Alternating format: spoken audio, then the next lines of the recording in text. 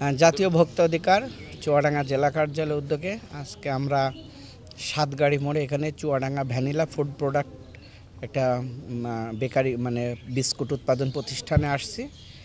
এখানে এসে দেখি ওনারা মেয়াদ উত্তীর্ণ যে বিস্কুটগুলা নিয়ে আসছে সেখান থেকে বাছাই করে কিছু মাছের খাদ্য আর কিছু যেগুলো ভালো সেগুলো আলাদা প্যাকেটজাত করছে। ওনাদের ভাষ্য এটা স্থানীয় বেকার মানে লোকজন নিয়ে যে গ্রামগঞ্জে দিয়ে বিক্রি করে।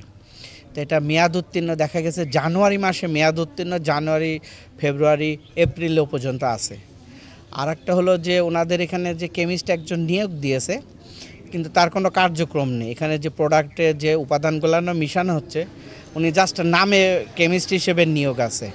তো এই কারণে ওনাদেরকে ভোক্তা আইনের 51-43 ধারায় মোট 60,000 টাকা জরিমানা করা হয়েছে এবং ওনারা কেমিস্টের পরিপূর্ণভাবে কেমিস্ট নিয়োগের জন্য ওনারা 3 মাসের সময় চেয়েছে। এর মধ্যে আমাদেরকে কেমিস্ট নিয়োগ মানে উনি করে সব কিছু ওনার আলাদা চেম্বার করে পরীক্ষা মানে যাবতীয় ব্যবস্থা করে আমাদেরকে জানাবে।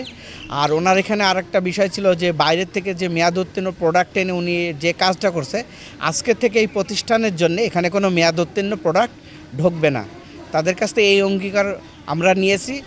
আমাদের সাথে আজকে জেলা পুলিশের টিম, পৌরসভা স্যানিটারি ইন্সপেক্টর আমাদের ছিল। আমরা এটা তদারকি কার্যক্রমটা অব্যাহত রাখব।